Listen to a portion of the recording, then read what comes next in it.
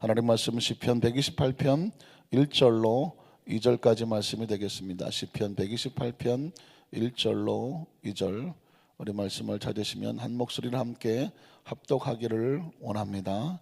야훼를 경외하며 그의 길을 걷는 자마다 복이 있도다. 내가 내 손이 수고한 대로 먹을 것이라. 내가 복되고 형통하리로다. 아멘. 한번 따라하실까요? 내가 내 손이 수고한 대로 먹을 것이라. 한 번 더 고백할까요? 내가 내 손이 수고한 대로 먹을 것이라. 할렐루야.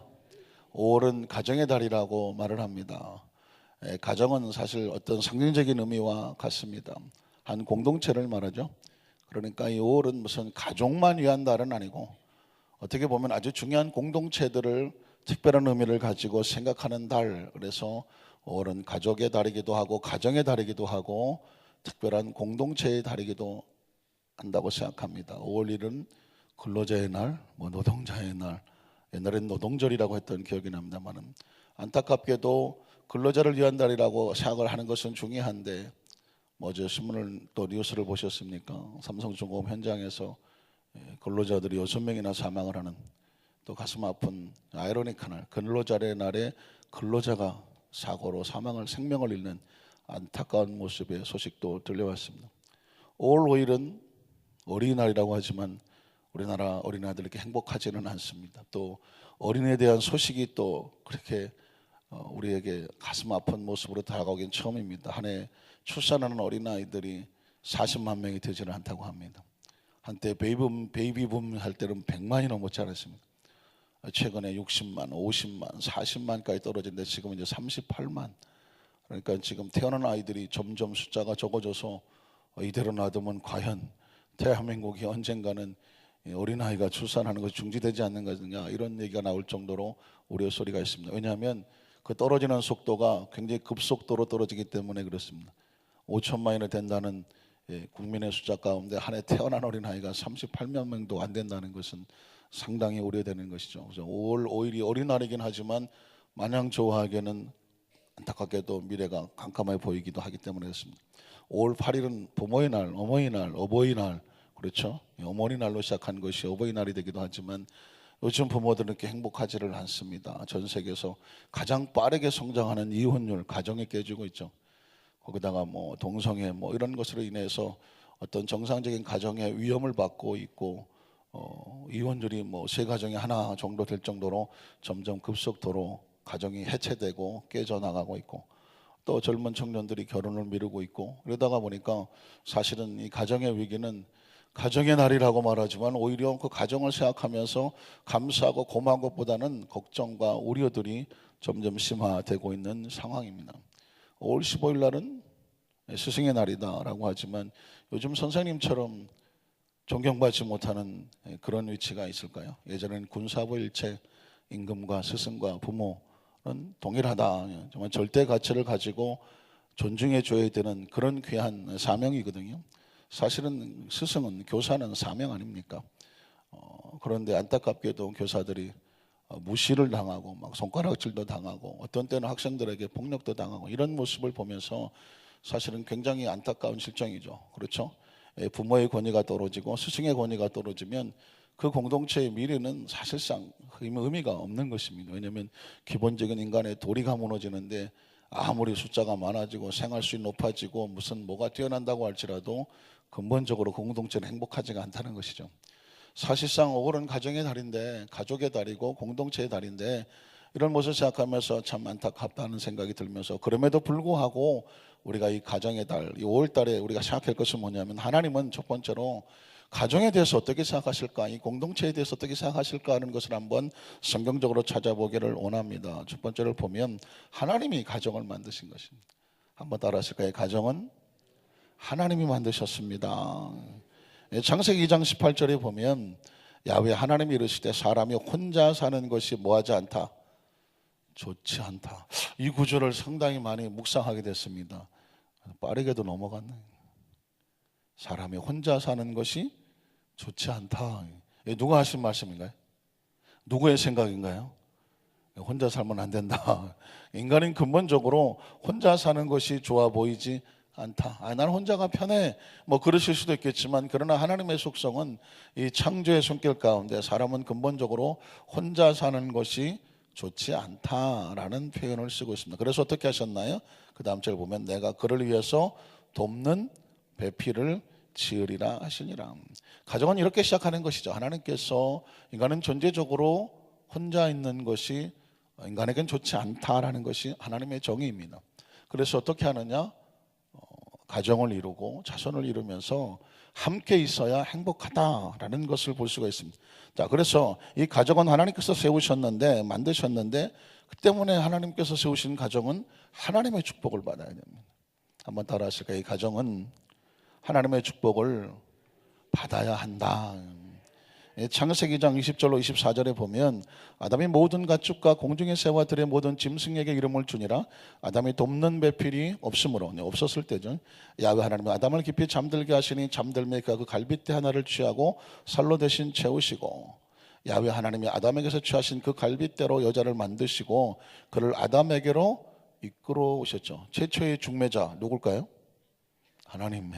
최초의 중매자 하나님이죠. 뭐 아담 스스로 아내를 구할 수 있는 상황이 아니었었죠. 하나님께서 아내를 아담에게로 이끌어 오셨다. 가정을 이루신 분이 하나님이시죠. 그래서 그 다음 절에 보면 뭐라고 말할까? 아담이 이르되 이는 내 뼈 중에 뼈요 살 중에 살이다. 일심동체요. 우리는 분리될 수 없는 존재다. 그런 의미를 가지고 있죠. 그래서 그 다음 절에 보면 이것을 남자에게서 취하신 즉 여자라 부르리라 하니라. 24절에 보니까 이러므로 남자가 부모를 떠나 그의 아내와 합하여 둘이 한 몸을 이룰지로다. 누구의 축복 선언입니까? 하나님의 축복의 선언입니다. 그래서 주례를 할 때마다 마지막 선언에 하나님 앞에서, 양가 부모님 앞에서, 모든 증인들 앞에서 혼인을 서약하고 부부가 되었으니 하나님이 짝지어 주신 것을, 하나님이 짝지어 준 것을 사람이 나누지 못할지니라 선포를 하게 됩니다. 왜냐하면 하나님께서 분명히 하나님께서 주례하신 거죠. 하나님께서 가정을 만드신 것이죠. 그리고 말하죠. 너희는 한 몸이니까, 둘이 한 몸이니까, 그렇죠? 그 한 몸의 공동체를 이루고 살라라고 축복하셨기 때문입니다. 자, 그런데 안타깝게도 가정이라고 하는 것은 하나님을 떠나면 하나님의 축복도 잃어버리게 된다라는 것을 성경은 말씀합니다. 창세기 3장 17절에 보니까 아담과 하가 하나님 앞에 범죄한 이후에 그 가정의 고통 가운데 임하게 되죠. 아담에게 이르시되 내가 네 아내의 말을 듣고 내가 내게 먹지 말라 한 나무 열매를 먹었은즉 땅은 너로 말미암아 저주를 받고 너는 내 평생에. 자, 여기서 아담은 가장이지 않습니까? 땀 흘려 수고해서 그 가정을 이끌어 가야 되는 가장이에요.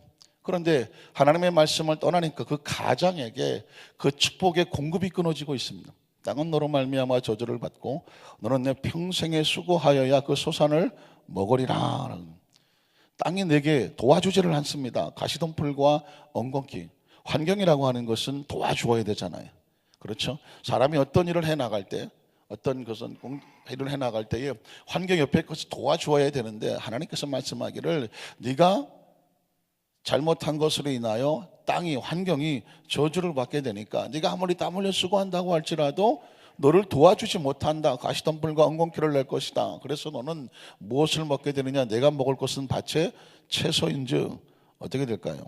내가 흙으로 돌아갈 때까지 얼굴에 땀을 흘려야 흙을 먹을 것을 먹게 된다. 사람은 먹고 살아야 되는데 먹고 사는 문제가 제일 중요한 문제인데 이 먹고 사는 문제가 만만하지 않게 된다. 왜 그랬을까요? 하나님과의 관계가 깨지니까, 환경과의 관계가 깨지고, 환경과의 관계가 깨지니까 그것이 내 삶 속에 소득으로 돌아오는데 어떤 일이 벌어집니까? 아무리 땀 흘려 수고해야, 열을 쏟아 놓아야 한두 개도 건지기 어렵다.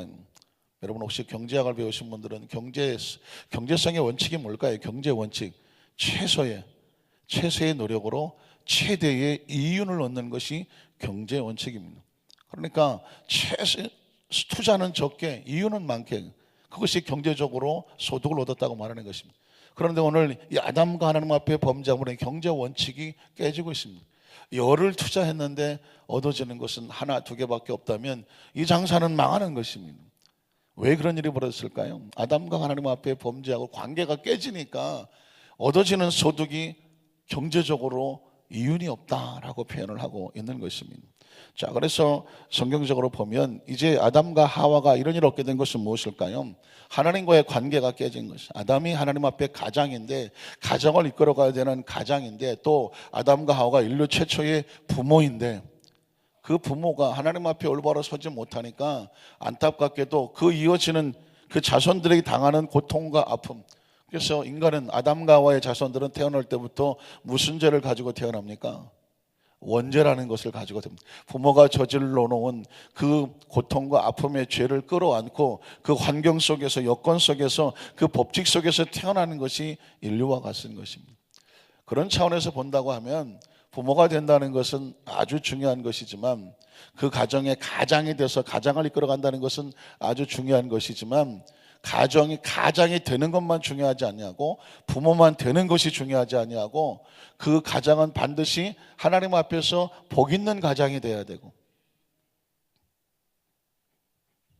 다 복 있는 가장이거나 아니면 처음 듣는 소리거나, 아니면 부모가 됐다고 해서, 할머니 할아버지가 됐다고 해서 너 그냥 아이고 좋다가 아니라 아주 막중한 책임을 가져야 되는데, 반드시 뭐 있는 부모가 돼야 돼요. 뭐 있는 할머니 할아버지가 되셔야 돼요. 하나님의 복을 받는 복 있는 부모, 복 있는 할머니 할아버지가 되셔야 돼요. 그러니까 부모가 된다는 것은요, 행복이고 축복이다지만 아주 막중한 사명입니다. 책임입니다. 왜냐하면 성경에 보면 그 부모가 복을 받아야 그 부모의 복이, 환경이, 여건이 자손들에게 이어져 가는 것을 보게 되고, 반대로 부모가 하나님 앞에서 올바로 서지 못하면 그 환경과 여건이 누구에게 임하게 됩니까? 자녀들에게 내려가는 것을 볼 수밖에 없는 것이죠. 이것은 뭐 가게에 내리는 저주, 이런 저주가 아니라, 부모가 잘못된 환경을 만들어 놓으면 그 잘못된 환경 속에 자라나면 그 자녀들의 영향을 미칠 수밖에 없다는 것입니다. 예를 들면 성경에 나오는 가장 가슴 아픈 부모가 누굴까요? 아담과 하와의 자녀인 가인 아닙니까? 가인은 그 부모 밑에 자라났는데, 가인이 어떻게 자라는지, 그 환경 토정에 자라나서 인류 최초의 살인자가 되어버리고 말지 않습니다. 하나님을 경외하는 예배의 온전한 모습을 이루지 못하지 않습니다. 저는 그런 생각을 해봅니다. 그러면 가인의 자녀들은 어떻게 살았을까 하는 거죠. 가인의 자녀들에 대해서 성경적 행적이 나와 있지는 않지만 우리는 유추해 볼 수 있지 않겠습니까? 가인은 하나님께 벌을 받아서 죽지도 못하고 에덴 동편으로 떠나서 유리하는 자가 되고 말입니다. 가인도 부인을 얻어서 자식을 낳았을 겁니다. 그 가정은 평생 하나님 앞에 가까이 나오지도 못하고 떠도는 가정이 되고 마는, 어떻습니까? 그러니까 이게 한 사람의 부모가, 어머니 아버지, 그죠? 아빠 엄마가 또 할머니 할아버지, 이 조상이 되고 또 부모가 돼서 자녀들에게 복 있는 가정을 이루기 위해서는 내가, 그죠? 부모가 또 할머니 할아버지가 하나님 앞에 올바로 서기 위해서 최선을 다하는 것이 바로 우리의 자녀들과 우리의 자손들에게 최고의 복을 주는 것입니다. 성경에 보면 아시는 것처럼 여리고성을 점령할 때 안타깝게도 그 여호수아의 그 말씀, 하나님의 말씀을 어겼던 아간이라고 하는 사람 나오지 않습니까?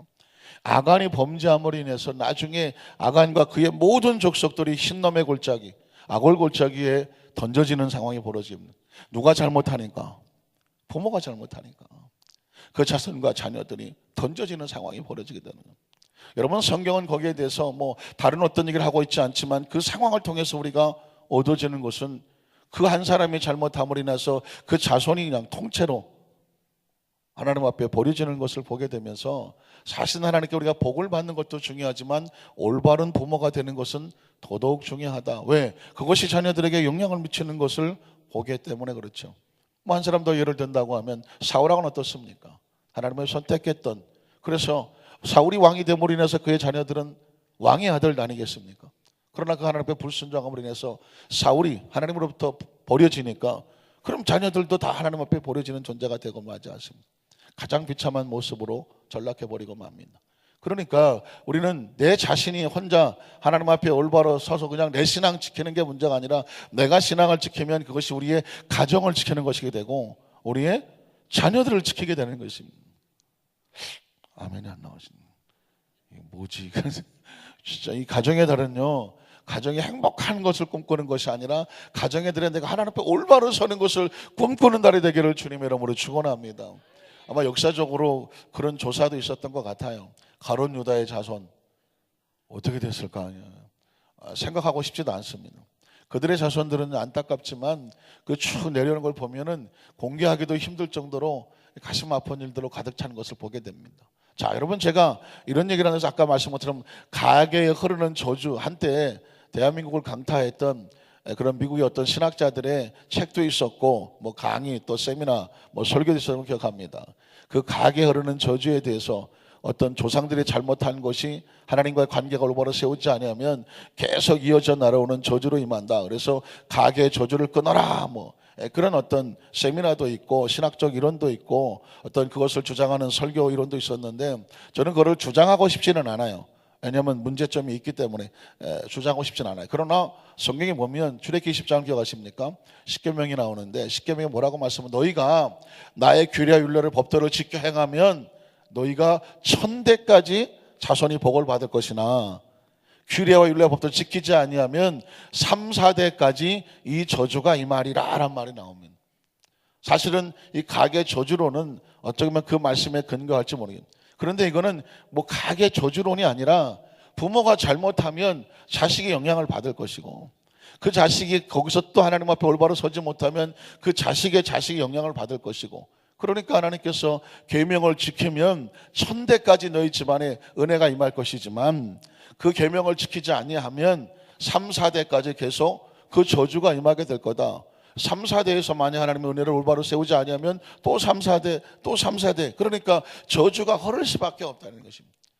이거는 그 가문이 무슨 뭐 잘못돼서가 아니라 하나님의 원리와 원칙이 세워지지 아니하면 1000대 아니라 2000대까지라도 하나님 우리는 그 축복의 흐름에 들어올 수가 없을 것이고 아무리 1000대까지 저주를 받는 그런 가문이라고 할지라도 오늘 우리가 하나님과 관계가 올바른 축복의 흐름 속으로 들어온다고 하면 그 저주와 상관없이 우리는 축복의 존재가 되어지는 것입니다. 그래서 여러분 성경 속에서 하나님의 축복의 원리는 어느 가문에 태어났느냐가 중요하지 않아요. 그 가정 속에 지금 우리에게 우리가 어떻게 살아가고 있느냐 축복의 흐름 속으로 그 축복의 흐름을 우리가 끌고 오느냐 아니면 저주 흐름 속으로 끌려가느냐 그것은 바로 하나님의 말씀과 계명이다. 성경은 지금 우리에게 그 말씀을 선포하고 있는 것입니다. 그래서 두 번째로 환경과 경제적인 이 모든 저주가 떨어져 나가고 또 하나님의 축복을 받는 것은 바로 하나님과의 관계 회복인 것을 볼 수가 있습니다. 성경은요 제가 늘 신방을 가거나 또 말씀을 할 때 하나님의 축복의 원리는 단순하다. 하나, 모든 부모님들 하나, 모든 할머니, 할아버지, 조부, 조모님들 하나, 모든 가정의 가장들, 경제적인 책임을 지고 있는 가장들 하나님의 축복의 원리는 아주 단순한 하나예요. 하나만 기억하면 돼요. 그 하나를 다른 아주 다양한 표현으로 성경은 기록하고 있습니다. 자, 먼저 시편 1편 1절로 3절에 보면 복 있는 사람이에요. 복 있는 사람은 어떻습니까? 악인들의 꾀를 따르지 아니하며 죄인들의 길에 서지 아니하며 오만한 자들의 자리에 앉지 아니하고 오직 야훼 율법을 즐거워하여 그 율법을 주야로 묵상하죠. 그 사람은 어떻게 보입니까? 시냇가에 심은 나무처럼 보이죠. 철을 따라 열매를 맺으며 그 잎사귀가 마르지 아니함 같으니 그가 하는 모든 일이 다 형통. 형통이라고 하는 것은 정확한 위치 선정에 있습니다. 시냇가에 심은 나무가 사막에 심겨진 나무와 비교되어 다른 것이 있다면 뭘 잘했어요? 위치를 잘 선택했죠. 시냇가에 심겨졌다고 하는 자체가 이미 모든 축복이 가만히 있어도 오게 되어 있는 것입니다. 사막에 심겨졌다는 아무리 땀 흘려 애를 쓰고 땅바닥을 뿌리로 긁어내려도 습기가 없는 것입니다. 그러니까 성경적인 축복은 뭐냐면 하나님 안에 있으면 시냇가에 심은 나무와 같이 그가 하는 일이 형통하게 되고 남들은 가뭄이다 기근이다 걱정을 할지라도 입이 청청하여 염려할 것이 없게 된다. 그걸 뭐라고 말하느냐? 형통이라고 하는 거죠. 저는 우리 안산교회 성도들 특별히 가장들에게 이 형통의 은혜가 있기를 주님의 이름으로 축복합니다. 성경은 형통으로 역사합니다. 여호수아 1장 7절로 9절에도 보면 역시 형통인데요. 오직 강하고 극히 담대하여 나의 종 모세가 내게 명령한 그 율법이라고 나오지 않습니까? 시편 1편에도 복 있는 사람은 율법을 주야로 묵상하고 여호수아 1장에도 내가 명령한 율법을 다 지켜 행하고, 그 다음에 뭘까요? 우로나 좌로나 치우치지 말라. 뭘 잘해야 돼요? 위치 선정을 잘해야 되죠. 그러면 내가 어디로 가든지 뭐 하게 돼요? 형통이요. 제가 아까 말씀드렸죠. 시편에서도 형통, 여호수아에서도 형통, 시편에서도 위치 선정, 여호수아에서도 위치 선정이에요. 그러니까 인생의 신앙은 뭐냐? 위치 선정에 달렸어요. 내가 지금 어디에 서느냐? 좌로나 우로나 흔들리지 아니하고 그 율법 안에, 말씀의 계명 안에 서 있느냐. 이 위치 선정을 잘 하는 것이 우리 스스로 내가 복을 만들어내는 것이 아니라 그 복이 우리 가운데 연결이 되게 되는 것이죠.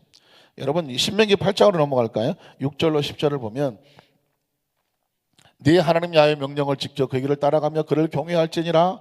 네 하나님 야훼께서 너를 아름다운 땅, 시냇가처럼 들리지 않습니까? 아름다운 땅에 이르게 하신다. 다른 말로 바꾸면 정확한 위치 선정이죠. 그 축복의 땅에 이르게 하신다. 이걸 누가 하게 하시나요? 하나님이 하시는 거예요. 나무는 시냇가에 스스로 선택을 못합니다. 우리 나무는 시냇가에 누가 심겨주어야 되는 거예요. 어떠십니까? 그리고 우리가 좌로나 우로나 치우치지 않게 우리가 스스로 판단 못합니다. 우리 안에 뭐가 들어와야 돼요? 말씀의 내비게이션이 들어와서 그 말씀이 우리 마음을 채워줘야 좌로나 우로나, 내가 잘못 좌로 갔구나 우로 갔구나, 위치를 정확히 선정하게 하는 거죠. 마찬가지입니다. 이 하나님이 주시는 축복의 가나안 땅을 이르게 하는 것은 뭐냐면 말씀과 계명이 우리를 정확한 내비게이션으로 인도해서 그곳에 이르게 하면 어떤 일이 벌어집니까? 머릿속에 새겨 놓아야 되죠. 그곳은, 우리가 위치를 잘 선택한 곳은 골짜기든지 산지든지 시내와 분천과 샘이 흐르는 곳이고, 밀과 보리의 소산지여 포도와 무화과와 송료와 감람나무와 꿀의 소산지라. 내가 먹을 것에 모자람이 없고 내게 아무 부족함이 없는 땅, 아름다운 땅. 다른 말로 바꾸면, 그 다음 절을 보면 10절, 내가 먹어서 배부르고 내 하나님 야훼께서 무슨 땅? 옥토. 자, 아름다운 땅, 그 땅, 옥토를 내게 주셨으므로 말미암아 그를 뭐하리라? 찬송하리라. 이 말씀을 광야에서 40년을 방황하다가 한 줌의 먼지로 바람에 따라 날아가 버렸던 그 300만 백성들이 들었으면 얼마나 땅을 치겠습니까? 가슴을 치겠습니까? 그들은 생각하기를 그 땅은 험악한 땅, 하나님이 쳐 죽이려고 우리를 여기까지 읽어왔으니 우리는 하나님이 싫습니다. 우리가 세운 지도자를 세우겠습니다. 그리고 다시 애굽으로 돌아가겠습니다. 애굽 땅을 향하여 갔지만 안타깝지만 그 땅은 험악한 땅이 아니었어요. 그러니까 하나님의 백성의 축복은 뭐냐? 어디로 가느냐가 중요한 것이 아니라 하나님이 세우는 곳에 위치를 선정하는 것이. 믿으십니까? 그 위치 선정을 위해서 말씀과 계명을 지키는 거예요. 말씀과 계명을 지켜야 올바른 위치에 서게 된다는 것입니다. 그래서 여러분, 오늘 성경 본문 시편 128편 1절로 2절은 바로 모든 부모들이, 모든 할머니 할아버지들이, 모든 가장들이 가슴에 새기면서 받아야 될 축복입니다. 야훼를 경외하며 그 얘기를 걷는 자. 뭘 잘하는 사람이에요? 위치를 잘 선착하는 거죠. 인생은요, 결국 위치 선정입니다. 하나님을 경외하면서 위치를 잘 정하는데 한 수 그 얘기를 한 걸음 한 걸음 올바로 따라가는 자마다 뭐가 있어요? 복이 있어요. 다른 말로 바꾸면 형통이 있어요. 복은 다른 말로 바꾸면 형통이에요. 형통의 뜻이 뭘까요? 뚫려지는 거예요. 뚫려지는 거예요. 만사가 형통이, 만 가지 일이 뚫리는 거예요. 뭐가 문제입니까? 막히는 게 문제예요. 운전하다 길이 막히면 죽을 지경입니다. 혈관이 막히면 동맥경 화증이라는, 신경이 끊어지면 마비되는 거예요. 자금줄이 막히면 경제적으로 어려워지는 것입니다. 수입이 수출이 막히면 돈이 안 생기는 거예요. 마찬가지로 기도줄이 막히면 환장하는 거 아닙니까? 기도줄이 막혀. 어떻습니까? 어떤 사람은 하나님 앞에 예배하고 싶은 마음이 간절한데 이게 마음이 이게 안 열려. 이 귓구멍이 막히면 말씀이 안 들어오지 않습니까? 어떻습니까? 어떤 사람은 전도줄이 막혀. 전도도요, 막 하늘 팍팍 열어줘야 돼. 팍팍 팍팍 열어줘야 되는데 아무리 하시려는데 이 전도줄이 막히면 그 줄 뚫기 위해서 얼마나 했습니까? 왜 합심기도가 필요하고 왜 기도할 때 막 1시간 2시간 엎드린지 아십니까? 그 기도줄이 뚫고 들어가는 데만 30분이야. 기도줄이 뚫고 들어가는 데만 30분이야. 그러니까 한 시간씩 2시간씩 엎드려 기도 안 해본 사람은 맨날 그냥 강바닥에서만 그냥 주여 주여 하다가 아이고 오늘도 안 뚫렸네 그러고 하는 거예요. 그러나 그 기도줄을 깊이 해본 사람은 10분 20분 30분 하다가 그냥 빵 뚫어져야 그 다음에 기도줄이 팍 하고 터지는 거예요. 그래야 마치 술 취한 사람처럼 누가 사람이 있는지 없는지 전혀 하나님과 나 관계 속에서 하늘이 열리고 하늘의 축복을 얻는 거 아니에요. 그래서 축복은 뭐냐? 뚫려야 돼요. 옛날에 요즘도 있나요? 뚫어뻥이 뭐예요? 화장실 막히면 환장합니다. 뚫어야 되지 않습니까? 마찬가지예요. 크리스찬들은요 기도줄도 그냥 예배줄도 전도줄도 이제 얘기를 안 할 수가 없는데 지난주에 주일날 우리 삼력교구 윤희자 권사님이요 8명인가 막 그냥 전도를 와서 왔는데 제가 우리 박수 한번 쳐드릴까요? 아유, 그 제가 깜짝 놀라갖고 막 8명이 한꺼번에 전도를 해오셨으니까 제가 우리 권사님한테 실수를 했어요.